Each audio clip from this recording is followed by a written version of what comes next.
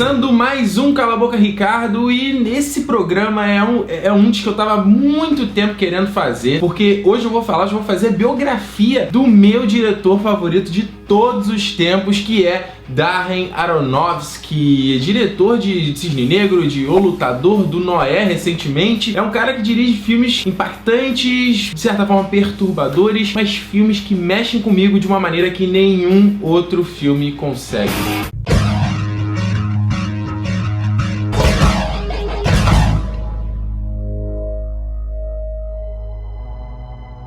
Darren Aronofsky é um diretor, produtor e roteirista norte-americano, atualmente aí com seus 45 anos. Ele é um cara que dirige filmes que são impactantes, são até certo ponto polêmicos, até certo ponto perturbadores demais. Tem gente até que pode achar o filme dele meio intragável, assim, mas são filmes com certeza memoráveis. Ele dirigiu só 6 filmes por enquanto na carreira, mas que são filmes muito emocionantes, muito viscerais, filmes que sempre abordam o mesmo aspecto. Ele sempre fala do ser humano, de obsessão, do homem buscando se autodescobrir, ou que tá em alguma missão e tá querendo, tá numa jornada pessoal de descobrimento, digamos assim. E em contrapartida, os filmes dele também são tecnicamente muito impressionantes. Ele tem uma característica muito peculiar chamada hip hop montage, que é tipo um estilo de videoclipe, que é um estilo de edição um pouco convencional em filmes, mas que ele pega cortes muito rápidos e takes muito curtos, e muitas vezes com uma trilha sonora pesada, cadenciando esses cortes para acompanhar essa edição, esse ritmo frenético de edição que ele impõe.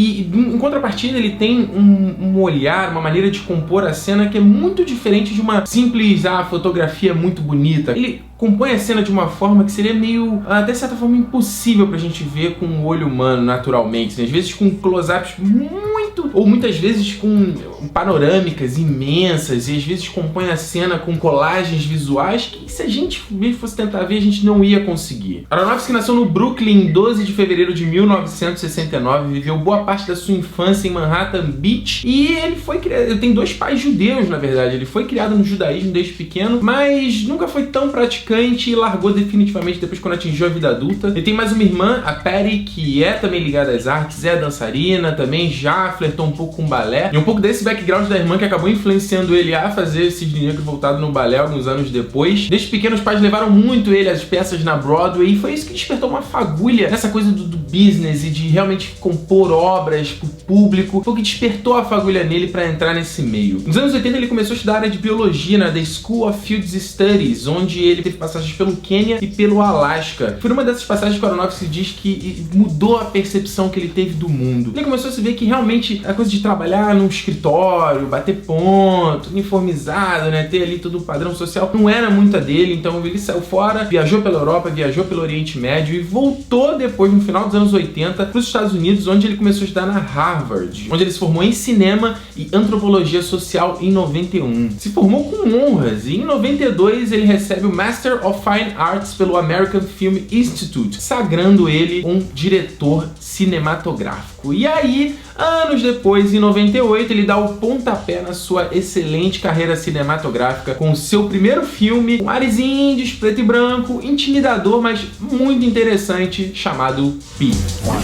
Mathematics is the language of nature. Everything around us can be represented and understood through numbers. If you graph the numbers of any system, patterns emerge. There are patterns everywhere in nature. Com um projeto de conclusão de curso, Aronofsky fez um curta chamado Supermarket Sweep. E foi nesse curta que Aronofsky conheceu um cara chamado Sean Goulet, que viria a trabalhar com ele no roteiro do Pi e também a dar vida ao Max, que é esse gênio da matemática, obsessivo, paranoico, que acredita que todo o nosso mundo é regido pela matemática. Tudo no nosso universo existem padrões matemáticos. E numa dessas, ele tem como jornada de vida descobrir qual é o padrão do Pi. Ele acredita que ao descobrir o padrão do Pi, vai desvendar qual é o padrão do universo. E além dessa loucura que tá na cabeça dele, de um lado ele tem corporações que querem usar esse conhecimento dele na bolsa de valores para faturar, e do outro lado um grupo religioso fanático que acredita que parte dessa descoberta do Max é uma mensagem que eles estão esperando há muito tempo de Deus. Olha a loucura!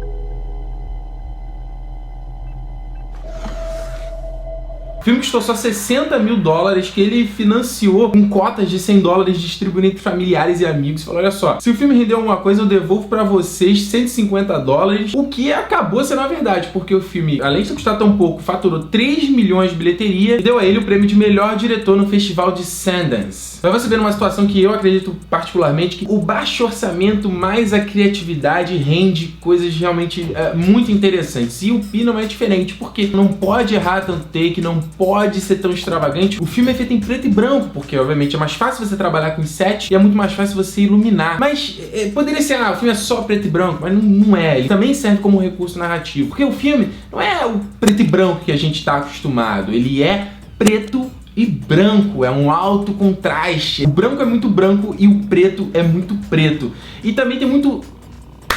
E também o ruído na imagem, na verdade, que ele é muito granulado e tem até, eu vi alguns reviews as pessoas reclamando disso, mas se você parar pra pensar, as duas características visuais servem como metáfora pro próprio Max, porque o preto e branco, essa maneira, é quase a modo que o Max vê o mundo. Ele é um cara super racional, então pra ele existe um padrão, existe uma coisa, não existe um interpretativo, não tem nada disso, é muito racional. Então o preto e branco dá um pouco desse aspecto. E o ruído, ao meu ver, é o próprio ruído da cabeça dele, porque ele é um cara tão obsessivo, ele é um cara que não consegue viver, é um cara preso nessa loucura dele, é um cara que ele fica perturbado de ouvir a vizinha transando, porque ele não consegue ter isso, ele não consegue largar isso. Ele tem um mentor que já passou pela mesma situação que ele e teve um derrame por causa disso, e fala, cara, obsessão não vai te levar a nada, você tá buscando perfeição e perfeição não existe. O filme é muito interessante por todos esses aspectos. O Shangulette, ele tem uma cara de louco e que casa perfeito com esse filme. A trilha do Clint Mansell, que já começa a fazer um excelente trabalho com Aronofsky, também é impactante, também te incomoda, entendeu? Eu acho que, obviamente, é um filme extremamente interessante, mas ele não é um filme pra todo mundo, porque ele é preto e branco, então isso acaba sendo limitador, eu entendo. E ele também é muito intenso, ele tem só 1h20 de duração, mas ele parece até maior, porque muitas cenas dele são muito... tu fica ali assistindo travado. Aliás, é muito interessante você ver que o Pi serve como um celeiro de experimentos para coisas que o Aronofsky vai passar a utilizar nos filmes dele posteriormente, principalmente no Requiem para um Sonho, o filme seguinte dele, onde muito do estilo visual usado no Pi é extrapolado no Requiem, incluindo a parte de ser perturbador. So don't worry, Seymour. It'll all work out. You'll see already. In the end, it's all nice.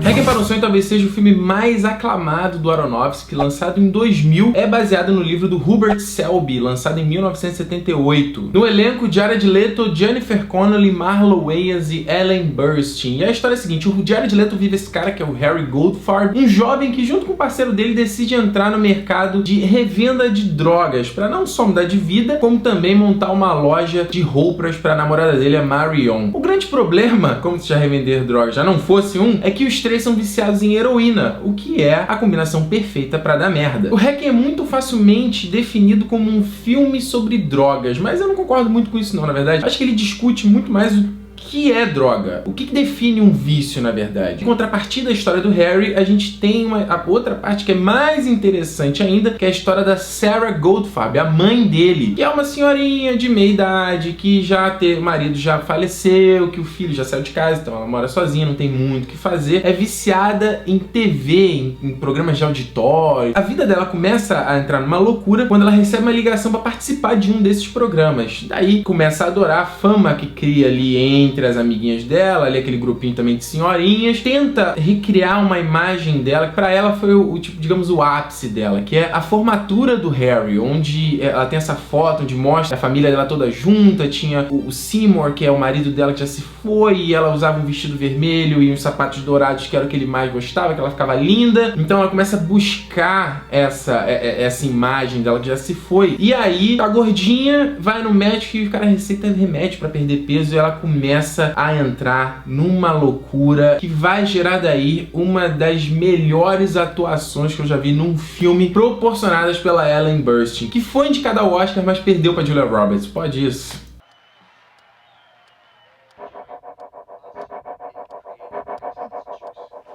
Assim como no Pi, o Aronofsky usa aqui o estilo de videoclipe dele, com corte rápido, takes curtos e com repetição de takes, pra mostrar quando eles estão se drogando, a repetição, a automação daquela atividade. E aí usa esse mesmo estilo pra mostrar a Sarah, na hora que ela vai ver a TV, ela pega o controle, ela liga, ela senta, ela pega um docinho junto. Aí depois, quando ela vai tomar um remédio, é a mesma coisa, ela abre o potinho. Então ele usa esse mesmo estilo pra mostrar, pra levar essa discussão novamente do que é o vício, do que é realmente uma droga, porque a gente entra nessa loucura da Sarah ser uma mãe como a minha, como a sua, cara, que tá ali vendo TV normal e entra uma loucura que às vezes passa despercebida, que ela inicialmente ela é viciada na TV, ela é viciada em doce, aí depois ela é viciada na imagem dela, uma imagem que não existe mais, depois vira viciada no remédio para emagrecer. Então é muito louco essa mudança que a gente, no conceito que a gente tem sobre droga e sobre o que realmente é se viciar. O filme normal tem uma média de 600 a 700 cortes, e o Hacking tem mais de 2000. Pra ver como ele realmente usa esse recurso repetidamente no filme. E não só isso, mas ele também divide a tela pra mostrar cenas distintas, close-ups absurdos lá realmente pra mostrar a pupila dilatando, pra mostrar a pele. E usa um estilo chamado Snorri Cannon, onde ele prende uma estrutura no corpo do ator pra que ele fique se mexendo na câmera fixa e o mundo todo, né? Parece que o cara tá num movimento diferente do resto do mundo. Usa time-lapse. Aliás, uma cena que eu acho muito interessante é quando ele vai fazendo um time-lapse passando pelo apartamento da Sarah e mostrando o quanto ela tá agitada pelo uso dos remédios, ela tá limpando a casa toda e fazendo tudo rapidinho e ele vai passeando. É muito interessante esse estilo. E uma outra coisa que ele faz muito, às vezes fazer um close, fazer um plano super fechado no ator e às vezes ele pega o cara de longe. Então é legal porque você pode pensar assim, quando você tá com a câmera ali perto, você tá colado aqui com o ator, você tá vendo que é um outro ser humano, né, que tá passando por aquela situação ali, por aquela droga. Eu acho que fica mais fácil de você se envolver ali com o personagem, entender realmente o que ele tá passando ali. E no outro momento, ele vai lá pra trás, e aí você vê o cara como a gente vê uma pessoa na nossa vida, assim, como a gente vê um drogado no nosso dia a dia, a gente tão facilmente julga e fala, o drogado aí, ó, viciado, não sei o que, a gente muitas vezes, quase sempre na verdade, não sabe por que aquele cara passou pra ter levado ele naquela situação. Então eu acho interessante essa brincadeira que ele faz com a nossa percepção da história dessas 4 pessoas. O Clint Mansell, mais uma vez, assim como ele fez no Pi, esculacha na trilha sonora. Ele tem uma pegada hip hop, uma música eletrônica ali que vai pontuando muitas cenas, vai dando agilidade nas cenas e na condução do filme. E o tema principal desse filme, que é a Lux, a Eterna, talvez seja uma das trilhas mais bacanas do cinema, assim, junto com grandes clássicos. Lux, a Eterna é outra que eu também acho fantástico, que foi usada largamente em um monte de trailer de outros filmes aí, incluindo Senhor dos Anéis e as Duas Torres, incluindo Lost.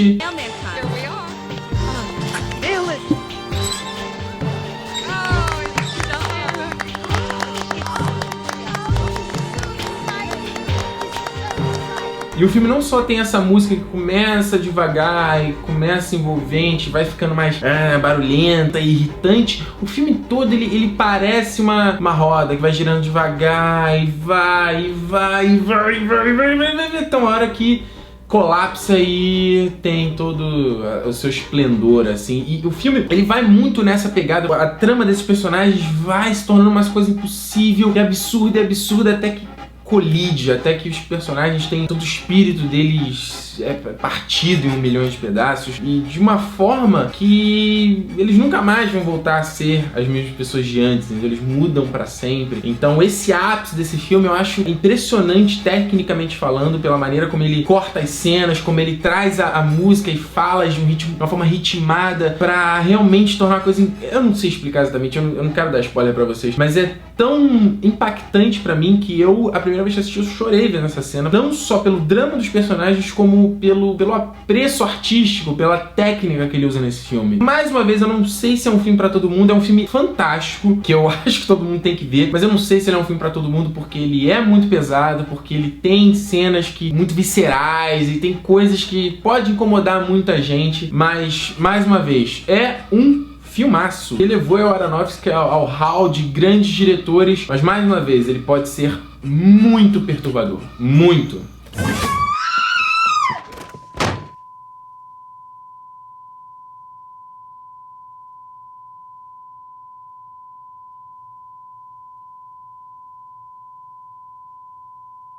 Depois de Requiem para um Sonho, pra quem era fã do Aronofsky, teve que aguentar um jejum de 6 anos até o próximo filme dele, O Fonte da Vida. Mas na verdade muita coisa aconteceu entre 6 anos até esse filme ver a luz do dia. Durante o tempo, depois do Requiem para um Sonho, que realmente deu esse status, botou o Aronofsky aí nos holofotes, ele ficou envolvido em outros projetos, ele co-roteirizou um filme de terror chamado Below e até começou a desenvolver um projeto pra Warner de um novo Batman. Depois que tinha rolado aquelas loucuras do Joel Schumacher, a Warner queria realmente renovar o Batman, ele começou a trabalhar com Frank Miller numa nova versão do Batman que se chama Batman Ano 1. Ele até dizia, cara, a gente quer mostrar um Batman diferente de tudo que todo mundo já viu. Paralelamente, ele estava tocando um outro projeto chamado The Last Man, que realmente o projeto tinha muito mais a ver com o que o Aronofsky, ao meu ver, estava sentindo naquele momento. Esse seria o primeiro grande filme do Aronofsky, ia ter um orçamento aí de 70 milhões e teria Brad Pitt e Cate Blanchett no elenco. Na verdade, o Brad Pitt foi um dos cabeças desse projeto. O Aronofsky deixou o roteiro na casa dele e 50 minutos depois que saiu de lá, o Brad Pitt liga, cara, eu topo fazer. E ele, você leu o roteiro todo? Ele, não. Então termina de ler. O Brad Pitt termina e ele, cara, vamos fazer. Então eles foram visitar certos locais para se inspirar sobre esse filme, sobre a mensagem que eles queriam passar com esse filme. Foi aí quase 2 anos e meio de pré-produção. E o filme, por conta até do alto orçamento, Aronofsky só tinha feito 2 filmes até então, toda hora tinha que ser revisto e era postergado, e tinha coisas da pré-produção que ainda não tava andando, e aí a Cate Blanchett engravidou, aí teve que adiar mais um pouco. Trocando em miúdos, o filme foi sendo empurrado, até que faltando 7 semanas pro início da gravação, o Brad Pitt fala, ó, foi muito bom, mas eu tô fora. Na verdade, nem foi ele. O Aronofsky recebeu uma mensagem do agente dele, pra você ver. O cara saiu fora, não teve mais explicações, rolou um monte de rumor do por que aconteceu isso. O que ficou claro é que o Brad Pitt saiu desse projeto pra fazer o Troia. Aquele filme, né, maravilhoso, que todo mundo lembra até hoje, não é verdade? O Aronofsky até persuadiu o Russell Crowe a assumir o papel, mas o cara já estava exausto por ter atuado lá no Mestre dos Mares, não topou e aí não teve jeito, o filme foi cancelado. O cara volta pro escritório dele, tenta trabalhar em outras coisas, tenta seguir em frente, mas falta um pouco de tesão em tocar esses outros projetos, entendeu? Ele toda hora volta para aquele roteiro do Fonte da Vida e para todas as referências, todas as pesquisas que ele fez e fica incomodado, quase como, cara, a história que eu quero contar é realmente aquela. Transforma todo o roteiro, tudo que ele já tinha pensado em uma graphic novel lançada pela Vertigo. Mas mesmo assim, mesmo não tendo nada, ele volta e pega o roteiro e reescreve, considerando orçamento nenhum, tirando tudo que pudesse encarecer o filme, leva de novo pro estúdio. Daí ele consegue o segundo sinal verde pra esse filme com metade do orçamento inicial, de agora com 35 milhões. E aí com Hugh Jackman protagonizando o filme. Hugh Jackman, cara, coloca a Rachel Weisz pra protagonizar comigo, e o Aronofsky não era tão fã dessa ideia, porque os dois estavam já juntos desde 2000, 2001, e ele não queria fazer esse nepotismo de ter ela no filme, mas enfim, acabou que os dois viraram os protagonistas de Fonte da Vida, que é tá no meu top 3 de filmes mais queridos da vida. Thus, death frees every soul.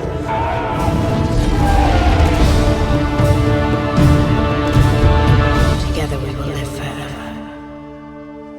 Existem 2 ingredientes principais que compõem esse filme para Aronofsky. O primeiro é que ele tinha um desejo de fazer uma ficção científica não convencional, sabe? Uma coisa diferente do que a gente costuma ver, meio como foi o 2001, Odisseia no Espaço, Star Wars e até o Matrix em 99. Ele queria realmente fazer uma ficção científica que a gente fosse inesperada. E junto a isso, um fato que aconteceu na vida do Aronofsky foi os pais dele serem diagnosticados com câncer quando ele fez 30 anos. E aí até ele diz que quando você faz 30 anos, os seus 20 anos ficaram para trás e você começa realmente a se enxergar como um ser finito nesse mundo, como daqui a alguns anos provavelmente eu vou acabar morrendo. E aí com esse diagnóstico dos pais isso ficou muito claro pra ele. Então esses dois elementos que compõem esse filme do Fonte da Vida, que é um filme onde o Aronofsky realmente desafia o espectador, porque ele não é um filme fácil, ele é um filme que você tem que ver realmente com disposição, porque ele não é muito claro na mensagem que ele quer te contar, ele não é muito claro qual é a história dele, entendeu? Afinal, eu mesmo assistindo eu fiquei assim, tá, e aí? Ele te desafia muito, ele exige muito que o espectador leve um pouco da bagagem, sabe?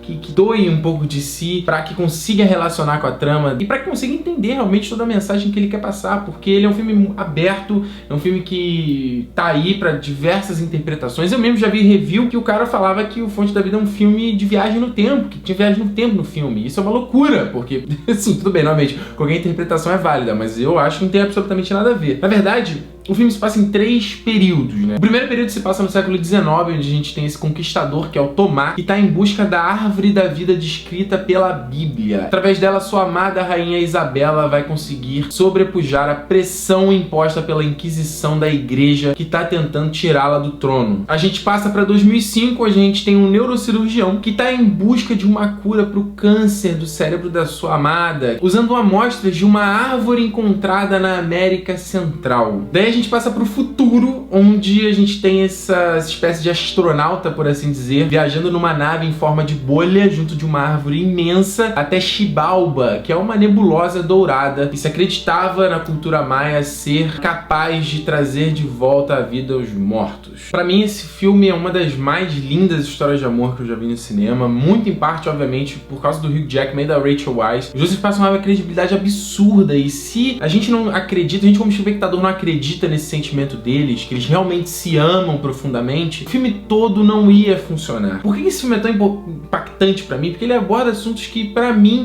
são assuntos muito sensíveis, assim. Ele fala sobre a morte, sobre a finitude do ser humano, sobre o nosso propósito na Terra, tipo, por que a gente tá aqui? O que a gente tem que fazer aqui com essa vida que nos é dada? O que acontece depois que a gente morre? E ele trata esses assuntos de uma maneira muito bela, muito poética, mas sem, às vezes, como é que eu vou dizer, sem dar spoiler, sem romantizar demais de uma forma que às vezes filmes espíritas tratam, sabe? Ele abraça essa condição e tenta te mostrar um lado positivo nisso tudo, digamos assim. Hugh Jackman se tornou um dos meus atores favoritos depois desse filme, porque a gente viu ele muito como esse ator de ação, né, sem camisa e tal, não sei o que, e a gente vê ele aqui sendo um ator dramático e sendo um cara que consegue extrair uma emoção absurda sozinho num set. Tem uma cena muito linda dele, onde ele tá sozinho e ele pega um bico de pena e começa a se auto-tatuar, e é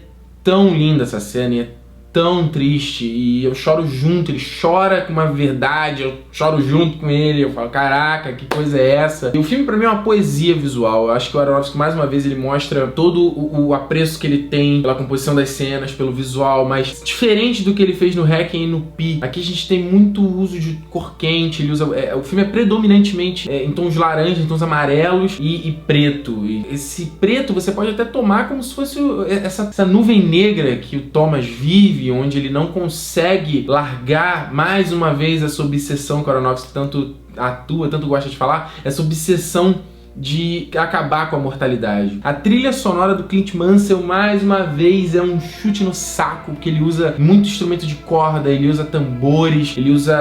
parece que ele tá batendo em pratos, eu não sei dizer. Eu me arrepio só de ouvir essa trilha, e principalmente na parte do, mais uma vez, o ápice aqui, o Aronofsky compõe todas esses três tempos para eles se colapsarem juntos, e você tem essa catarse, onde o personagem realmente entra em colapso, e toda a obsessão dele chega num confronto, chega num ponto de mudança, e um dos momentos, umas coisas mais lindas que eu já vi no cinema. É maravilhoso, toda a composição da cena, visualmente, a trilha do Clint Mansell, essa história que o Aronofsky quer contar, porque essa coisa que ele vivenciou na vida dele com os pais, e ele não conseguir largar esse projeto, o nego oferecer pra ele dirigir o Batman novo, que acabou indo pras mãos do Nolan, dirigir o Watchmen. Cara, contra todas as adversidades, eu vou fazer esse filme, e eu acho que esse filme é uma maneira do Aronofsky enfrentar esses demônios dele, enfrentar, de repente, esse assunto mal resolvido que ele talvez tenha com a nossa finitude, com a nossa condição humana. E a primeira vez que eu vi esse filme, eu agradeci de ter visto sozinho, porque eu chorei a minha vida. Eu nunca chorei tanto com um filme como foi com Fonte da Vida, mas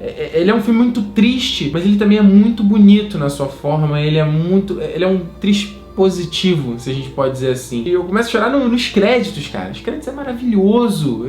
O Clint Mansell começa com um piano que é tão melancólico, cara, é artístico o negócio, é artístico. A cena do Hugh Jackman fazendo Tai Chi,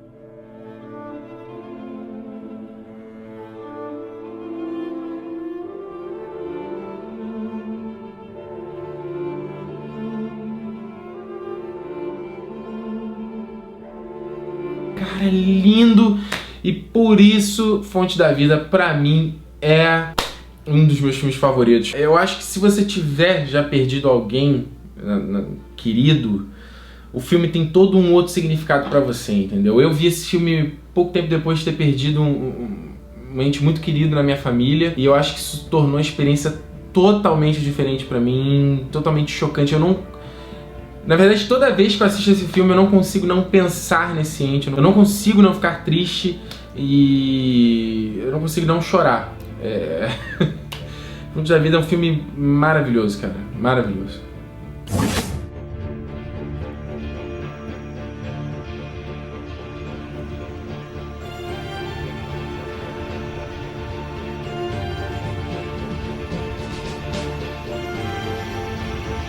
Depois da loucura que foi Fonte da Vida, que inesperadamente foi muito criticado, Aronofsky volta em 2008 com um filme completamente diferente, um pouco mais mainstream, digamos assim, chamado O Lutador. What do you want from me? I'm an old, broken down piece of meat, and I deserve to be all alone. I just don't want you to hate me.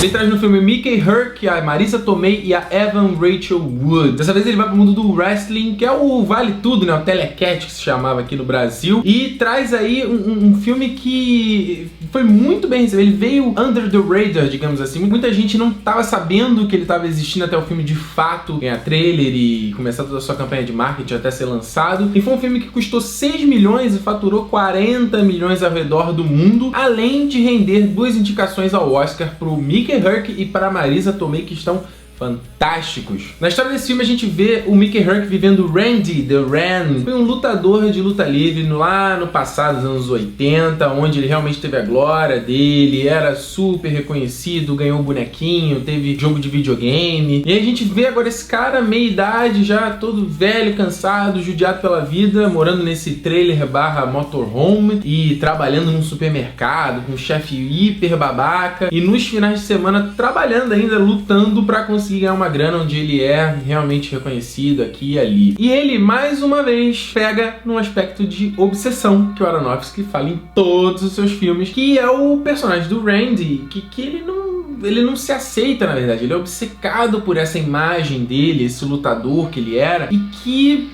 não tá dando mais, o cara tá cansado, o cara tá velho e não tem mais como continuar nessa. E em contrapartida tem a personagem da Marisa Tomei, que é a mesma coisa, ela é uma stripper, mas já tá ali nos seus 40 anos, ninguém mais quer os serviços dela, ninguém mais quer uma lap dance. Então essas duas pessoas que têm seus alter egos, e os seus alter egos estão começando a morrer, e eles mesmo já não conseguem mais se encontrar. E é muito legal, o filme, o Aronofsky tem um aspecto, ele predominantemente filma o Mickey Herc de costas, vai acompanhando ele o tempo todo. O filme todo começa assim, você nem vê a cara do Mickey Herc. Predomina essa filmagem de costas quando o Randy, na verdade, é o Robin, que é o verdadeiro nome dele. Quando ele tá trabalhando no supermercado, quando ninguém reconhece ele, quando ele tá no trailer dele, vivendo a vida de merda dele. E aí quando ele vira o Randy mesmo pra ir pros palcos e lutar, ele começa a filmar predominantemente de frente. E é muito interessante isso, além da fotografia, porque você tem cores frias quando ele tá na vida real, no mundo real, que é até meio cru, meio hostil o mundo, e quando ele tá nos palcos são cores mais quentes, é uma cor mais acolhedora. E tem uma cena que é muito interessante, que é uma hora que ele tá, depois do espetáculo, ele tá super ferido, foi uma das lutas super intensas que ele teve, ele tá sentado e a câmera tá pegando ele de frente, ele tá olhando e tal. E aí na hora que ele vai levantar pra trocar de roupa e vai voltar a ser o Robin, a câmera para e aí gira e vai para as costas dele. E você consegue, quando ele tá filmando de costas, você ouve o som, tem um papel muito fundamental nisso, porque você tem muita respiração do Mickey Herc, uma respiração áspera e pesada e sofrida, e você visualiza o cara sem de fato tá olhando pro rosto dele. Como eu falei, o filme começa e você não tá nem vendo a cara do Mickey Herc. Aliás, ele é uma escalação excelente pra esse filme, porque ele foi um cara que largou a carreira de ator nos anos 90 pra lutar boxe, arrebentou a cara toda, fez um monte de plástico, ficou horroroso, e voltou em 2005 com Sin City. Então o Mickey Herc tem tudo a ver pra esse papel, e mais uma vez ele arrebenta, e tanto que foi indicado ao Oscar. E a maquiagem, a direção tem um papel fundamental nesse filme, porque a porrada é muito crível, cara. Os ferimentos, os machucados são muito reais. Uma curiosidade pra vocês, sabem quem poderia ter feito o papel principal nesse filme? Nicolas Cage! Imagina isso, que terrível! I love you. A lot of people told me that I'd never wrestle again. The only one who's gonna tell me when I'm through doing my thing, is you people here.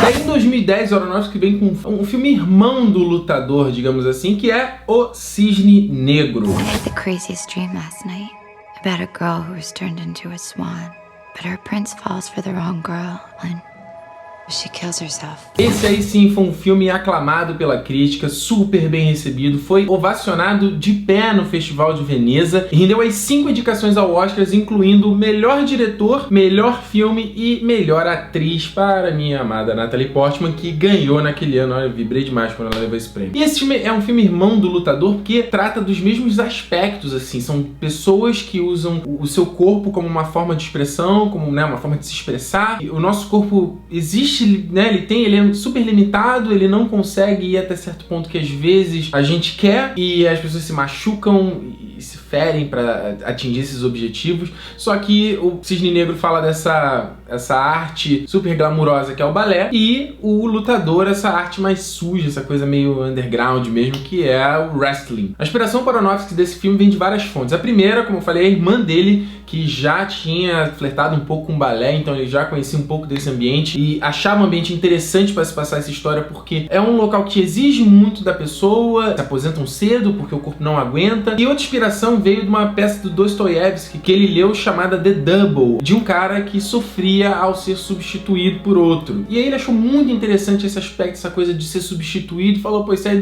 pode render alguma coisa. E aí, tempo depois, ele viu o espetáculo do Lago dos Cisnes, onde ele achou muito curioso o fato de que a Swan Queen, a rainha dos cisnes, é interpretada pela mesma bailarina, seja o cisne branco, que é belo, gracioso e virginal, e o cisne negro, que é sensual, é visceral, é malicioso. Então ele falou, cara, ele conta que isso foi quase um momento de eureka pra ele, onde ele viu que tudo isso aí poderia convergir numa história absurda, e de fato convergiu.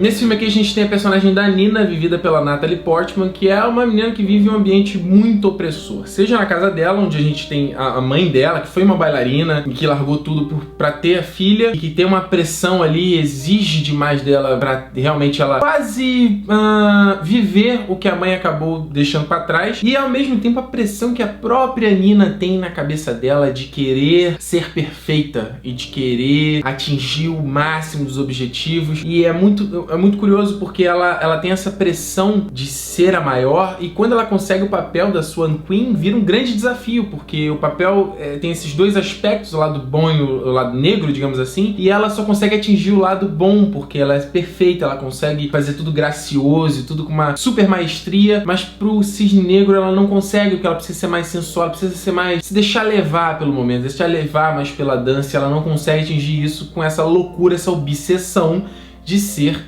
perfeita. E aí o filme também trata o fator da substituição, onde ela tem uma face a Lily, vivida pela Mila Kunis, que faz essa bailarina que ela se sente ameaçada, que acha que vai tomar o posto dela por ser essa coisa natural que ela não consegue ser. E por um lado a Beth, vivida pela Winona Ryder, que é essa bailarina já lá com seus 40 e poucos anos, 50 anos, que apesar de tudo está sendo substituída, e aí?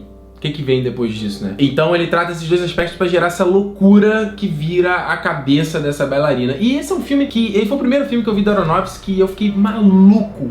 Cara, foi uma das melhores experiências cinematográficas que eu já tive, vendo lá no cinema, louco. Porque assim, eu fui assistir, eu não sabia nada sobre o Cisne Negro. Eu fui ver por indicação da minha amiga Cissa, que adorava e falou, pô, esse filme vai ser louco, tava esperando já há muito tempo. E eu só fui ver realmente quando saiu. E tinha a Natalie Portman, que, né, eu adoro desde Star Wars. Então eu falei, pô, vamos ver. E eu não sabia sobre o que o filme se tratava. E fiquei muito surpreso por eu ser um filme pouco convencional. E eu fiquei louco e falei nas redes sociais e tal. O pessoal que assistia falava, pô, cara, mas eu vi o filme, e aí, o que ele tem de mais? É um filme de uma bailarina que fica louca.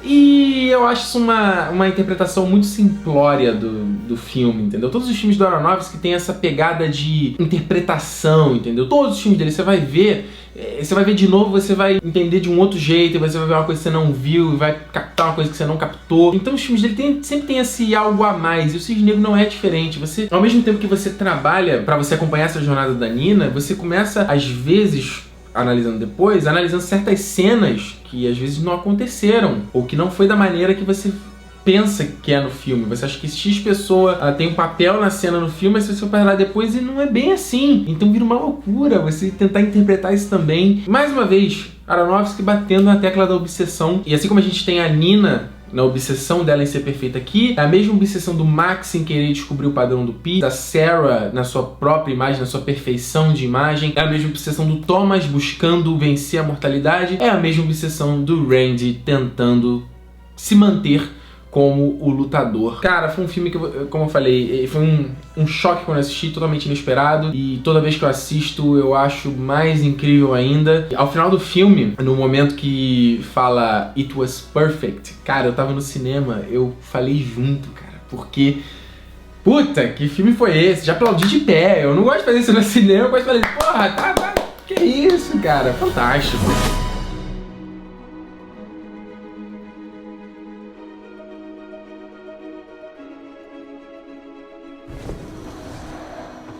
Eu, depois de ter pirado com o Cisne Negro e ter virado fã do Aronofsky, tive que amargar aí 4 anos esperando pelo próximo filme desse cara, até Noé, agora em 2014. No. What did he say? He's going to destroy the world. Isso porque, inicialmente, o filme seguinte do Aronofsky, depois do Cisne Negro, seria o The Wolverine, que estreou ano passado. Foi, né, aquela coisa, aquele nem barro nem tijolo, digamos assim. Ele tava envolvido na pré-produção e eu tava muito empolgado, cara. Essa é a primeira vez que a gente ia ver o Aronofsky com um grande orçamento, fazendo um filme de herói, de volta com o Hugh Jackman do Fonte da Vida. Nossa, eu tava louco pra ver esse filme. E aí, infelizmente, um pouco tempo depois, foi anunciado que ele tava saindo fora, deu uma desculpa mega genérica de que ele não ia poder estar, não queria poder estar no Japão filmando, queria estar perto da família. E isso porque no ano anterior, em 2010, ele tinha se separado da Rachel Weisz, com quem ele tem um filho. Mas eu acho que é bem da verdade, é porque a Fox, que é a dona do filme, tem a mania de meter o bedelho na produção de seus filmes. E o Aronofsky é um cara autoral e é um cara que gosta de fazer os filmes do jeito que ele quer. Então, acho que as coisas entraram em conflito e ele saiu fora. Certo tá ele, né, na verdade. Great flood is coming.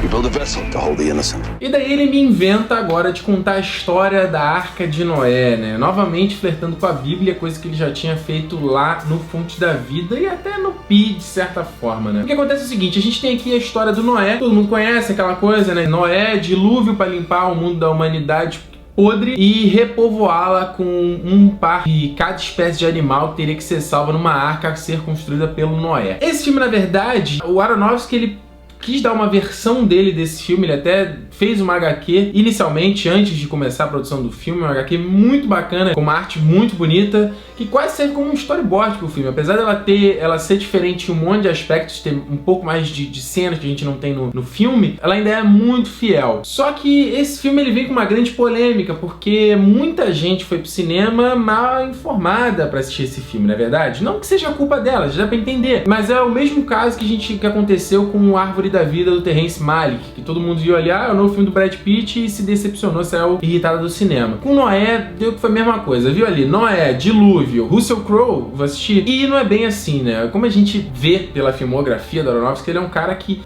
ele sempre quer contar alguma história nos filmes dele, ele sempre quer enfrentar algum demônio dele ou, sei lá, alguma coisa que ele... alguma coisa que... um assunto que ele acha interessante ali. Mas eu vejo como ele enfrentando os próprios demônios dele. Então, não dá pra se esperar que ele vá fazer um filme e que ele seja fidedigno, digamos assim, ao que tá na Bíblia, de que ele pegue e seja fiel.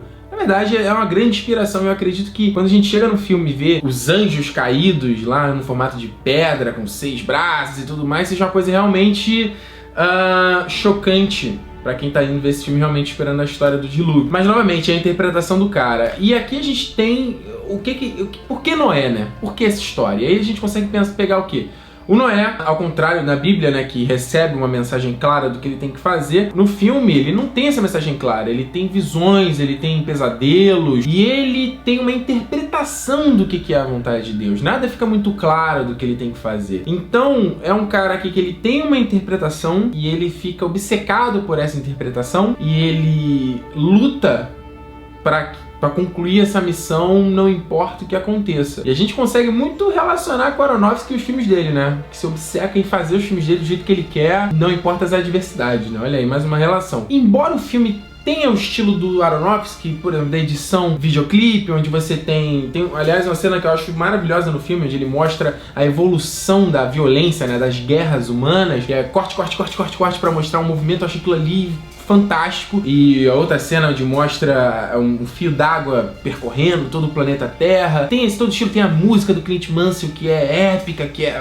chocante, incrível. Eu acho que o filme falta com a grande pegada que tem em todos os filmes do Aronofsky, que é o clímax, que é a catarse, que é o conflito, que é o personagem despedaçando, digamos assim. E aqui no Noé não tem isso, na verdade. Eu acho que toda essa jornada dele, ela é menos visceral como nos outros filmes, ela é menos impactante, ela é menos avassaladora como a gente vê com os outros protagonistas, com a Nina, com o Thomas, com a Sarah. Eu acho que aqui o Noé enfrenta problemas para concluir a jornada dele, mas eu acho que ela não culmina num final épico, num final realmente chocante que a gente tem nos outros filmes dele. Então, pra mim, falta um pouco isso, entendeu? Um outro fator preocupante é a questão do 3D, porque isso é uma coisa até interessante. O 3D só aconteceu fora dos Estados Unidos. O Aronofsky, pra ter os direitos de corte final do filme dele, ele falou, cara, eu quero contar o filme do meu jeito, então eu vou ser responsável pelo corte final. O estúdio falou, então beleza, você pode trazer o corte final, mas o filme vai ser 3D fora dos Estados Unidos pra gente poder lucrar mais. E aí a gente tem um 3D que não tem propósito algum, que não acrescenta nada, que não foi pensado pelo diretor, que não foi supervisionado pelo diretor, enfatiza defeitos e problemas da computação gráfica. Não que a computação seja ruim, mas é que ela não foi pensada pro 3D, ela é feita pro 2D, então o 3D deixa meio claro que os animais são fakes, porque não tem nenhum animal real nesse filme, até pelo background de biologia do Aronofsky, ele é totalmente contra isso. Então ele é um filme que tem esses ruídos, tem esses problemas que falha em ser o filme do Aronofsky. Então assim, ele seria um filme muito bacana de qualquer diretorzinho daí, mas do Aronofsky, ele é um filme fraco, assim, mais fraco da filmografia dele. E não era o filme que eu fui no cinema querendo ver, não é um filme do Aronofsky que eu fui pro cinema querendo ver.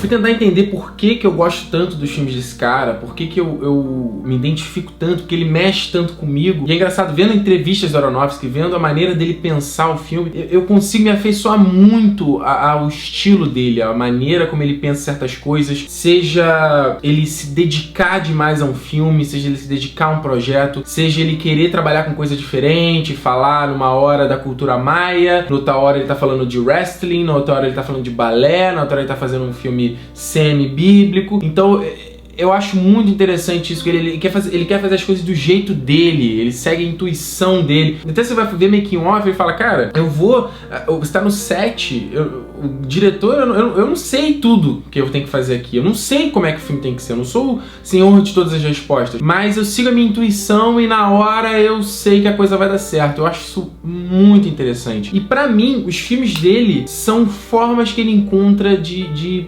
enfrentar os próprios demônios, de extravasar essa coisa que tá dentro dele, de repente, seja respostas que ele não encontrou sobre a própria pessoa dele, porque, ao meu ver, não faz muito sentido você pegar 6 filmes que tem uma mesma linha, que tem uma mesma interseção de similaridades, sabe? Não tem, isso pra mim não parece sem propósito. Eu acho que o cara realmente tá botando ele ali naqueles personagens. Os protagonistas, ao meu ver, são um pouco do Aronofsky. E eu consigo me relacionar muito, assim, com ele nesse aspecto, de ver entrevistas e concordar com opiniões, concordar com a maneira de pensar certas coisas, concordar com a maneira de trabalhar, de realmente mergulhar no projeto e gostar de trabalhar com coisas diferentes e aprender mundos diferentes. E geralmente quando a gente vê um filme, eu não sei vocês, mas geralmente eu vejo assim, obviamente eu não sou diretor, eu não entendo isso, eu vejo realmente como espectador, eu falo, pô, isso aqui poderia ser diferente, essa cena poderia ser um pouquinho diferente, isso aqui, entendeu? Tem esses pitacos que a gente dá. Mas ver um filme do Aronofsky, eu não consigo fazer isso, cara. Eu acho os filmes dele perfeitos do jeito que são. Eu não consigo falar, pô, essa cena poderia ser um pouquinho mais curtinha, essa música, sei lá. Eu acho que tudo encaixa tão perfeito e os filmes dele eu não sei, cara, eu consigo me relacionar com todos esses aspectos. Obviamente, eu nunca o conheci pessoalmente, pode não ser nada disso, mas é a interpretação que eu faço como espectador e como fã desses filmes. Então, por tudo isso, Darren Aronofsky é o meu diretor favorito de todos, e eu vou estar sempre ansioso por um novo filme dele e quero estar sempre na primeira fila. Aronofsky é foda.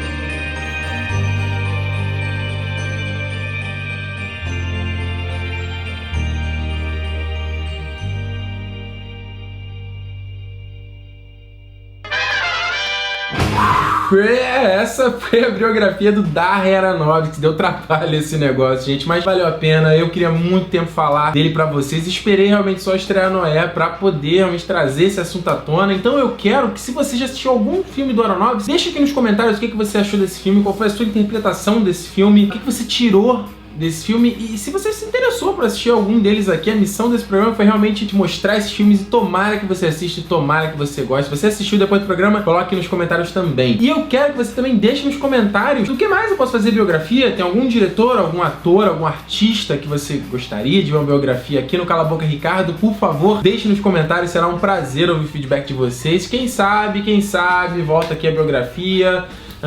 Tarantino, James Cameron, Scorsese, será? Eu falei, sou diretor aqui, né? Mas pode ser biografia de quem for. Se for interessante, vai estar aqui no programa, sem problema nenhum, certo? E como sempre, antes de terminar o programa, um recadinho pra vocês: o Território Nerd vai ter que entrar num leve hiato aí, numas pequenas férias. Eu tô entrando de férias agora nesse mês de maio, vou viajar, então não vai dar tempo de produzir coisa pro Território Nerd, e eu também preciso de um tempo pra pensar certas coisas aqui com o Território, seja o site dele que tá aí pra sair. Eu quero mudar algumas coisas aqui no Cala a Boca Ricardo, como vinheta, quero pensar realmente um pouquinho alguma estrutura, algumas pautas, então preciso de um tempinho pra rever algumas coisas. O TN Live do Game of Thrones, se você não acompanha, pelo amor de Deus, deveria acompanhar, procura aqui no canal, tem os vídeos. O TN Live volta no dia 27 e 28 de maio, comentando os episódios 6 e 7 da temporada, que eu não vou ter assistido porque eu vou estar de viagem, então vou fazer um TN Live aí fora dos dias convencionais pra comentar esses episódios, e depois, a partir do episódio 8, tem o TN Live certinho, domingo, 23 horas, assim que o episódio acaba na HBO, certo? Então, recado dado mais uma vez, e a gente se vê no Retorno ao Território Nerd, no Retorno do Cala a Boca Ricardo. Tchau!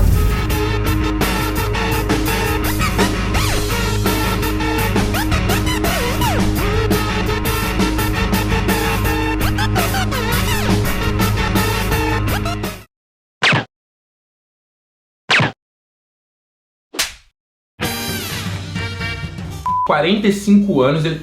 Opa. Anos no... não, de novo. Diretor norte-americano... não é diretor, caralho. Darren Aronofsky é um diretor, produtor e roteirista.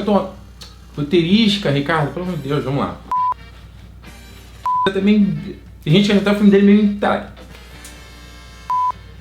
fazer mais uma vez. É uma família de... O Aronofsky nasceu no...